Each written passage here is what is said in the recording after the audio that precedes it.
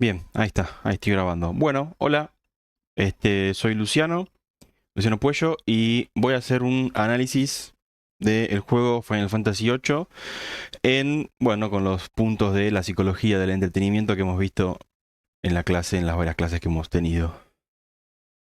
Primero una sinopsis rápida. Básicamente, Final Fantasy VIII es un videojuego de rol desarrollado y publicado por Square, que ahora se llama Square Enix, hace unos cuantos años. Fue lanzado en febrero del 99, hace ya unos buenos años, casi 30 años por ahí anda. Un poquito menos, de 25 serán. 25. Originalmente salió para la PlayStation 1, pero con el tiempo sacaron también varios ports para PC y PlayStation 2 y demás. También estuvo para Xbox, entre otros. También cuenta con una versión remasterizada que salió hace algunos años, hace pocos años. Básicamente la trama gira en torno al personaje principal llamado Squall, que es un joven cadete de una academia militar que entrena mercenarios llamados Sid. Squall, junto con otros personajes, se ve envuelto en una guerra entre naciones y una batalla contra una hechicera llamada Edea, cuyo plan es alterar el flujo del tiempo. Final Fantasy en general es un juego, bueno, en general las sagas son juegos muy narrativos, se basan mucho en la historia que se cuentan. Esta no es la excepción, es un juego bastante largo en cuanto a la historia, tiene un montón de idas y venidas. A mí es un juego que me encanta, me parece que es un juego que está buenísimo. Yo lo jugué cuando tenía, no sé, 11, 12 años, por ahí un poquito más. Y la verdad que me encantó, es un juego que me gusta mucho y la historia me parece, si bien no es perfecta y tiene sus baches como tal vez cualquier juego, en general es una historia que me parece muy, muy interesante y muy atrapante. Básicamente estos son los personajes, hay un montón de personajes en el juego, pero bueno, estos son los 6 principales con los que uno juega tal vez el, no sé, 80-90% de la duración del juego. Hay varios personajes especiales que duran un tiempo limitado, pero bueno, estos son los principales. El principal es Squall. Bueno, los nombres son difíciles de pronunciar, pero vamos a hacer lo mejor que podamos. Este es Squall, este es Quistis, que tiene un látigo, él tiene una espada. Cell, que es como un boxeador, tiene una referencia recontra obvia a Mike Tyson, con este tatuaje acá en la cara. Esta es Selfie, Rinoa, que es como el interés amoroso de nuestro personaje principal. Y este es Irvine, o Irvine, como se quiera decir, que es una especie de francotirador vaquero, por ahí anda la cosa. Para cerrar un poquito la idea de la sinopsis, básicamente algunos aspectos a destacar del juego pueden ser que realmente marcaron mucho en su momento cuando salió, que tiene que ver con los gráficos y las cinemáticas avanzadas. Es un juego que introdujo eh, lo que es la captura de movimiento. Es un juego que tiene también aparte, bueno, cinemáticas obviamente pre-renderizadas, y en general fue un juego que en su momento, en el 99, dio un salto de calidad gráfica y en general de estilo bastante de última gama, por así decirlo. Este juego es la octava entrega, por ende es un RPG por turnos con las mecánicas típicas de, bueno, ataca uno, ataca otro, pero le dieron una vuelta de tuerca importante. Entre ellos, el punto más importante tal vez es el sistema de enlaces o de junction en inglés, que permite personalizar en gran medida a los personajes y la forma de juego. Y aparece también el concepto de los guardianes de fuerza, invocaciones, los Guardian Forces, que también son otro aspecto que están en todas las sagas, en todos los Final Fantasies. Hay personajes que siempre se repiten, pero en esta tienen claramente su forma particular de juego, que es que uno en la batalla los puede invocar y realizan un ataque de gran poder. La historia claramente es un aspecto muy importante del juego.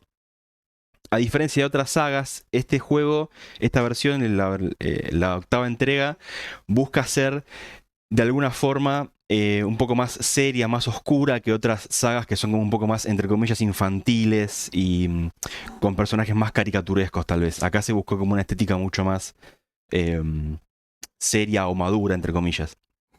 Claramente la banda sonora es un aspecto clave del juego. Eyes on Me es como una canción muy importante del juego, es una canción cantada, que es algo muy raro en las sagas de Final Fantasy.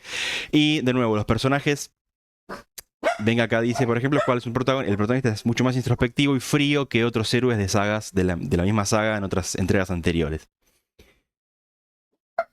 Bueno, ya yendo al análisis concreto de las pautas del TP, Cuando hablamos de elementos del juego, bueno, mecánicas, estéticas y demás. Mecánicas, reglas y sistemas que definen la interacción del jugador con el juego. Podemos destacar varios, acá están los principales. Podemos hablar del sistema de combate por turnos, que como dije antes, si bien es el básico basado por turnos en un RPG, agrega también mecánicas mucho más dinámicas. Por ejemplo, los que llaman los limit breaks y varias acciones que son en tiempo real. Que eso es algo que antes era mucho más, como mucho más clásico, el tema del combate por turnos. El sistema de enlaces o de junctions en inglés juega un rol fundamental. Este es un punto que fue bastante criticado en su momento.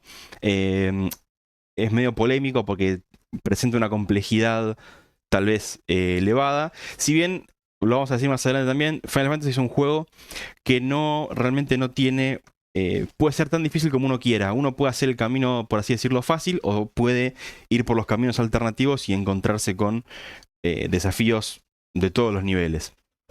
Incluido el sistema de enlaces, que lo que permite es obtener magias y enlazarlas a ciertos puntos del personaje para que sea más fuerte en ciertos aspectos. El sistema de invocación, que tiene que ver con los Guardian Forces, que son estos personajes que uno va consiguiendo a lo largo del juego, que son de gran poder y que permiten, además, desbloquear habilidades importantes que hacen que uno pueda hacer ciertas cosas en el juego que de otra forma no podría. Un punto muy importante de esta entrega también es que el sistema de niveles es escalable, es decir, a medida que uno va subiendo de nivel, los enemigos también lo hacen. Por ende, esto es un punto también en la estrategia que uno quiere desarrollar después. Si uno quiere hacer maximizar todos los personajes y demás, va a encontrarse con desafíos, con enemigos más difíciles también.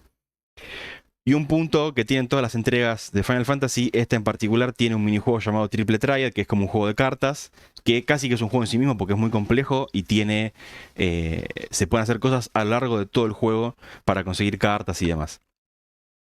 Acá vemos, por ejemplo, el combate por turnos, vemos que están los personajes con sus distintas acciones, estos son los enemigos, y bueno, uno puede hacer de todo un poco realmente. Este es el sistema de enlaces enlazado que involucra un montón de aspectos. Tiene que ver, por ejemplo, con las habilidades en el combate. Estas son, por ejemplo, habilidades que pueden ser también fuera del juego, que son pasivas. Venga, acá, por ejemplo, está el tema de las magias, que uno puede ponerle, por ejemplo, la resistencia, le puede poner, no sé, fuego, y hace que los ataques de fuego te hagan menos daño. O por el contrario, si uno se pone a fuerza una magia poderosa, el personaje hace más daño. Y lo mismo con los guardianes de fuerza, con los Guardian Forces, tienen un montón de habilidades que uno puede usar en el combate y fuera del combate también. Acá están algunos, bueno, son todos los personajes que hay, las invocaciones, los guardianes de fuerza que hay, que son un montón, son más de 10, no sé cuántos son como 12, no sé cuántos son. Pero cada uno tiene obviamente un ataque distinto y ofrecen alguna cuestión particular que hace que el juego tenga también un montón de variedad a la hora de armar estrategias y de jugar. Este es el Triple Triad, es un minijuego que es realmente bastante grande, tiene un montón de reglas y se trata básicamente de poner cartas en el tablero y ganarle por puntos al enemigo. Básicamente venga, acá está empatado. La idea es cambiarle de color las cartas al otro y si uno le gana por puntos, se lleva una o todas las cartas del enemigo. Y acá vemos, por ejemplo, que están algunas de las cartas. Bueno, en cuanto a estética, podemos destacar aspectos como diseño gráfico, cinemáticas, música de estilo visual. Son un montón de diapositivas, así que no quiero tardar mucho en cada una. Pero básicamente, como dije antes, para su época, el Final Fantasy VIII dio un salto bastante grande en lo que es calidad de imagen, escenarios prerenderizados y cinemáticas, que son estas las CGI. Que acá se usaron, por ejemplo, el motion capture, que para esta época creo que fue uno de los primeros juegos que lo empezó a implementar. La música, ya el artista, el músico Nobuo Uematsu es el que hizo, creo que o el de todos, o el de por lo menos hasta esta época, hizo todas las bandas sonoras del Final Fantasy, y son músicas muy memorables, muy épicas, muy típicas de juego de fantasía. Y, como dije antes también, el estilo visual busca ser un poco más maduro, con personajes más con formas de humano más proporcionadas y no tanto como, por ejemplo, el Final Fantasy VII, que eran como miniaturas y muy caricaturescas. Acá vemos, por ejemplo, el estilo visual. ¿Sí? Esto hay que tomarlo claramente con pinzas. Esto es un juego del 99 y esto en la PlayStation 1 era realmente, bueno, lo sigue siendo, ¿no? Fue una calidad gráfica superior. Estas son las cinemáticas. Realmente uno empieza el juego y se encuentra con una cinemática recontra al palo, que está buenísima y que ya te pone un poco la vara de por dónde va la mano. En cuanto a la historia, en cuanto a los elementos del juego, en cuanto a la historia, tenemos un protagonista introspectivo que todo el tiempo está analizando sus acciones, se pregunta por sí mismo. Vemos que aparte hay una evolución muy grande del personaje. Hay un conflicto a escala global que se va resolviendo y se va desentramando a lo largo de de toda la entrega. Aparecen temas como el destino y el amor, la amistad y demás. Y hay varios giros narrativos importantes, no los vamos a contar porque no da ni el tiempo ni tampoco no tiene sentido hacerlo, pero la historia se encuentra con un montón de idas y vueltas que hacen que el juego realmente sea muy interesante y que no sea para nada repetitivo. En cuanto al flow, acá hacemos un pequeño análisis muy rápido de lo que sería el primer capítulo del juego, que involucra, el que no lo jugó lamentablemente no lo va a entender, pero bueno, para que se entienda así a grosso modo, es una primera parte del juego que te explica un poco las mecánicas principales de todo lo que después va a venir más adelante en el juego, que involucra desde el punto cero hasta que uno finaliza esta misión de entrenamiento que es en una ciudad llamada Dolet o Dodget, que involucra de todo un poco. Básicamente, así a modo muy general, nos encontramos con que hay una introducción. Crece la tensión, llegamos al clímax, que es cuando nos peleamos con esta araña robot, que se llama así, XATM-092, y desciende la tensión o culmina este primer capítulo cuando volvemos a la academia y nos dan una evaluación. Aquí hay un pequeño grafiquito de todo esto. Tiene más sentido si lo entendemos habiendo jugado el juego claramente. Pero bueno, uno empieza el juego con una cinemática muy cargada, con mucha acción. Estos son dos personajes, protagonista y antagonista. Una vez que termina, nos encontramos en un hospital. Nos empiezan a explicar las mecánicas básicas del juego. Nos encontramos con nuestro primer jefe, por así decirlo. Vemos que la tensión va creciendo. Llegamos a una primera misión, que es en esta ciudad de Dole que decía antes, que ocurren un montón de eventos muy interesantes, y el clímax de la tensión, donde más se pone tensa la cosa, es cuando esta araña robot nos persigue, tenemos que escapar, y al final hay una escena muy interesante donde, bueno, básicamente la destruyen a los tiros, y ahí termina. Volvemos, claramente la tensión bajó un montón, y culmina el primer capítulo con esta evaluación que nos dan un punto y nos dan como un ranking dentro de nuestra academia. Bien, bueno, vamos a continuar, llevamos 12 minutos, vamos a hacerlo lo más rápido posible. Tipos de jugadores. Acá se mencionan los 8 tipos de jugadores. Básicamente, la sensación física y emocional. Hay una gran experiencia en cuanto a lo narrativo, en cuanto a lo visual y el auditivo también. Como ya mencionamos antes. Hay una canción que es Eyes on Me, que es como un poco dentro de la historia en general. Es un punto clave dentro de la historia de los personajes. Por ende, uno se puede involucrar realmente muy a fondo en lo que es la historia, la narrativa y las emociones que transmite. Es un juego de fantasía que nos mete en un mundo futurista y a la vez lleno de magia. Aparecen conflictos bélicos, viajes en el tiempo y hechiceras, o bueno, sí, y mucha magia, como en un sentido más tal vez clásico de una fantasía, mezclado con aspectos muy innovadores también, viajes en el tiempo y demás. La narrativa, ya lo dijimos varias veces, es un punto clave del juego. El juego tiene sentido por la historia que se cuenta. Básicamente el personaje tiene un crecimiento, uno puede ver el camino del héroe, que siempre se le dice, donde Squall empieza siendo un personaje frío y desinteresado y vemos su evolución hasta llegar a ser un líder y preocupado por sus amigos y demás. Es un juego... Final Fantasy es un juego que ofrece desafíos de todo tipo, desde los más fáciles hasta los más complicados. Hay muchos caminos alternativos y muchas misiones secundarias que uno puede hacer o no. Y realmente aquellos jugadores que buscan un desafío pueden realmente llegar a límites bastante intensos dentro de este juego. Este es un personaje muy conocido porque es el más difícil del juego, que es una side quest que podrías no encontrártela, y sin embargo si lo haces es un desafío realmente muy, muy difícil. Aquellos que buscan justamente la cuestión de comunidad o socializar y el trabajo en equipo, si bien es un juego single player, la narrativa claramente invita a que uno arme una party de 3 personajes que pueden ir cambiando a lo largo del tiempo. La camaradería y la colaboración justamente es un punto muy importante de la intención del juego. Hay que entender también que este juego es del 99 y si bien claramente ya había internet, el compartir cosas, las guías y demás eran no eran tal vez tan masivas como eran hoy en día. Entonces, el compartir con un amigo, el encontrarte y pasarte un truquito y demás, era realmente también parte de lo que era la experiencia de juego en ese momento al menos. Como dije antes, es un juego que está lleno de secretos, de sidequests y de cosas que uno puede hacer como un camino alternativo. Es un juego que invita claramente a que el jugador explore y que se salga del camino principal. Una misión muy conocida de esto es una en la que uno tiene que hacer una serie de puzzles y resolver varios misterios, y se termina encontrando al final con un alien que te da unos ítems muy poderosos. Bueno, la expresión, justamente la expresión personal y la creatividad, claramente uno de los puntos fuertes acá es el tema del sistema de enlaces y de cómo uno arma las parties de players. Uno tiene 6 para elegir y siempre puede armar 3, no siempre puede usar los 6.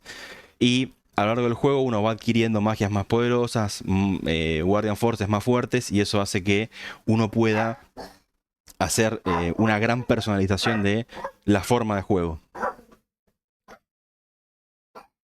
Para la parte de su misión o esta parte de la rutina dentro del juego, es un juego que claramente está pensado para lo que se dice hacer mucho grinding, que es el hecho de hacer acciones repetitivas para obtener ítems y, bueno, dinero y demás.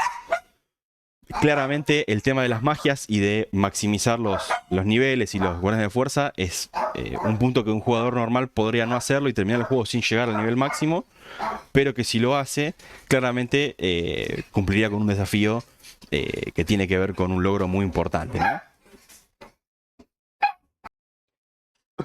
Bien, en cuanto a mecánicas invisibles, hay muchas, hay unas cuantas, pero una que se puede denotar que es bastante fácil ver dónde está la cuestión es con el nivel de los enemigos y con la dificultad progresiva. Como decía, lo dije al principio, a medida que uno va subiendo de nivel los personajes, los enemigos también suben con nosotros, y eso hace que, por ejemplo, se destraben ataques más poderosos o habilidades que solo ocurren.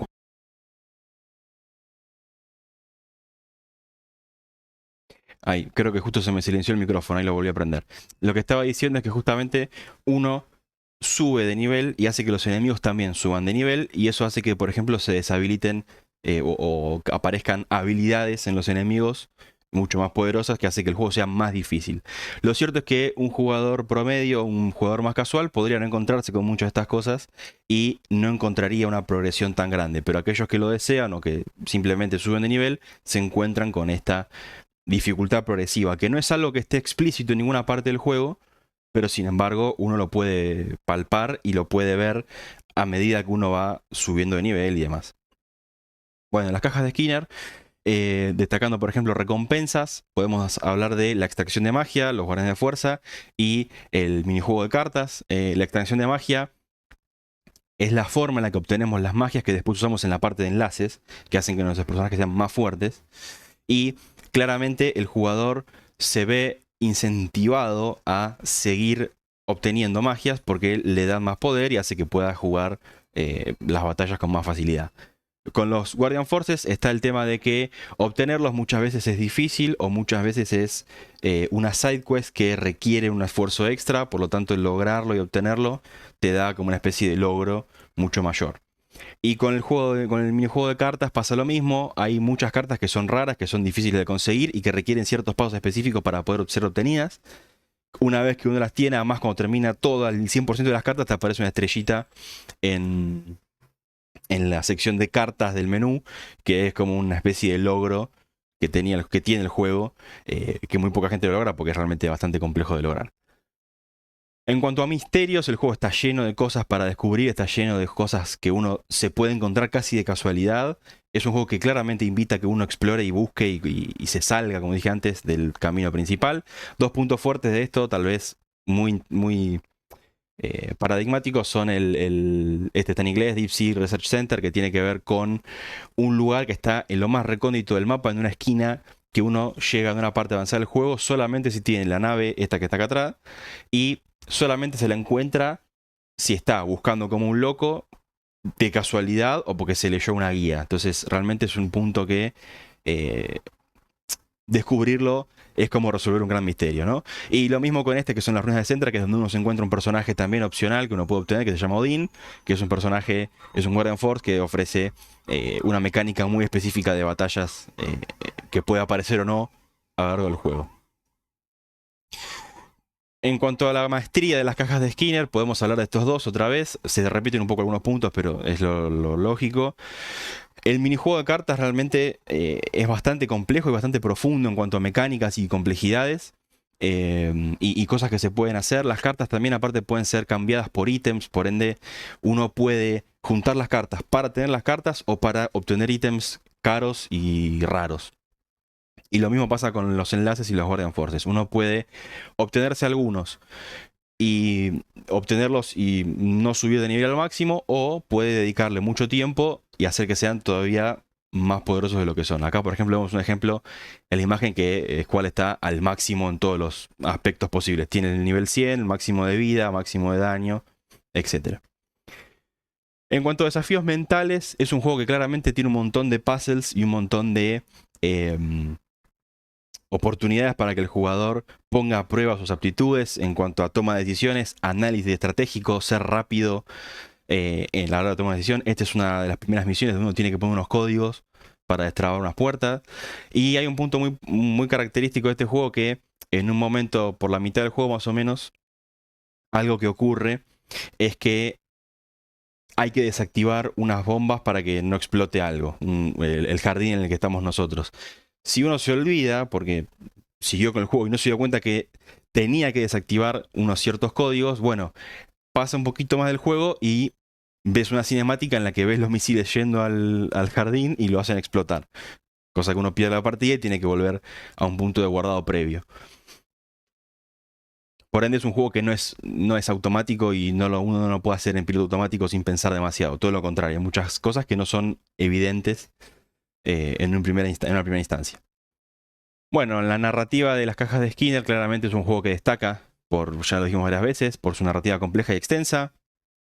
Hay muchos personajes, cada uno tiene una personalidad distinta, muy memorable, y uno puede identificar rápidamente a cada uno por las cosas que dicen, cómo actúan, incluso también en su expresión corporal. En lo que es novelty, novedad, es un juego que tiene de todo. La verdad es que, de nuevo, si bien se basa mucho en el grindeo y la repetición de ciertas acciones para obtener ciertas cosas, constantemente se están revelando nuevas tramas, magias más poderosas, nuevos Guardian Forces, áreas del juego y muchas cosas más. Realmente es un juego que, si bien tiene su repetitividad, aparecen cosas nuevas todo el tiempo. Bueno, en cuanto a core loops, los tres que tenemos para analizar, el primero, que es el lineal. La progresión narrativa se puede ver, si bien tiene sus idas y vueltas, es claramente lineal. La historia se cuenta en varios capítulos que se van sucediendo uno tras el otro, y realmente la linealidad es bastante fuerte. El jugador avanza a través de capítulos que incluyen misiones específicas, enfrentamientos con jefes, eventos clave que ya están predeterminados. Y bueno, justamente el tema de las misiones SEED, el tema de lo que pasa dentro del jardín, las brujas y una serie de cosas más que son eventos narrativos secuenciales que guían al jugador de manera lineal. Y de nuevo, si bien hay momentos donde se puede explorar libremente, el juego claramente te invita a que vos hagas la siguiente misión, que sigas avanzando la historia principal. Por ende, se ve claramente la linealidad en este core loop. En lo que es el core loop estratégico, podemos encontrar, bueno, que justamente hay batallas, las que son las principales, por ejemplo, no son tan difíciles, pero todo lo que son side quest y demás, por ejemplo, este es un personaje muy característico por su dificultad, requiere que uno planifique la estrategia, la ponga a prueba, y muchas veces hay un ensayo y error que hay que hacer para lograr dar con la estrategia adecuada. Por último, la rejugabilidad. Si bien no es un juego que directamente ofrezca una rejugabilidad, una rejugabilidad directa podríamos decirle, definitivamente es un juego que está pensado para ser jugado más de una vez. Tiene tanto contenido, tiene tantas cosas para hacer, tiene tantas misiones secundarias. Hay eventos que solamente ocurren si uno hizo algo antes. Hay tanto de eso que es casi imposible que en una sola jugada uno pueda hacer de todo. Por ejemplo, algo muy característico de este juego es que hay cinemáticas que ocurren solamente cuando tenés cierto personaje en cierto momento del juego. Si no lo tenés, no lo ves, y pasaste el juego sin darte cuenta que eso podía pasar. Por ende, claramente invita a rejugarlo más de una vez. Bueno, en cuanto a game feel, Podemos analizar la parte de respuesta o de response, específicamente en la parte de combate, en la parte de combate por turnos. Si bien uno elige la acción a realizar, hay un montón de pequeñas mecánicas que mejoran la cuestión dinámica a la hora de hacer una pelea y demás. Un punto importante, por ejemplo, son los limit breaks de los personajes. Cada personaje principal tiene uno distinto, uno único, que es una mecánica particular. Por ejemplo, hay uno que pelea, que hace como boxeo, y uno tiene que ingresar una serie, como si fuese un juego de pelea, tiene que ingresar una serie de comandos en orden para que ejecute un ataque u otro. Por ejemplo, Squall, que es el protagonista, uno tiene que apretar la tecla de trigger del gatillo en un momento especial para que sea un ataque válido, si no es como que falla. Por ejemplo, cuando uno invoca a un guardián de fuerza, también tiene como una pequeña mecánica en la que uno puede apretar una tecla de boost que le suma unos puntos de daño, que uno podría no hacerlo si quisiera, pero al hacerlo uno obtiene esa respuesta de, bueno, le estoy dando al botón para que haga más daño. Tiene esa cuestión física de la respuesta en el game feel. Y bueno, y en lo que es pulido, podemos también destacar que claramente es un juego que está muy puesto en el detalle, la composición de imagen está en todas las partes que uno ve, todos los mapas que son pre-renderizados, en las cinemáticas también. Se nota que está todo el tiempo en la atención en el detalle, está lo que es la cuestión cinematográfica, la fotografía del juego es claramente, no es casual, está muy pulido en ese aspecto, podemos decir. Y durante el combate también podemos ver que las cámaras toman ángulos así como medio extremos y dinámicos, a veces cambian de sentido, lo que da claramente una experiencia muy dinámica y realza la sensación de combate a pesar de ser un juego por turnos. Música y sonidos. Es importante claramente la cuestión sonora del soundtrack. Es un punto insignia de la saga Final Fantasy. En este caso no es la excepción. Todo lo que son sonidos del juego además también son muy característicos. Está lleno de sonidos muy memorables y cuestiones muy únicas en momentos importantes del juego. Por ende, es un juego que se tiene que jugar con audio, no es un juego para jugar sin sonido, pero ni por cerca, porque se pierde la esencia del juego. Y un punto que tal vez es muy interesante, que esto después cambia en las sagas futuras de Final Fantasy, es que los personajes no tienen voz, no tienen audio, no suena su voz. Entonces, toda la narrativa se da, y toda la transmisión de emociones se da desde justamente de la narrativa, desde la expresión corporal y obviamente de la música. Y bueno, esta es la última, me faltó ponerle un cierre. Así que bueno, ahí está el análisis, me pasó un poco de tiempo, hice lo más rápido que pude, pero bueno, ahí está. Gracias y nos estaremos viendo.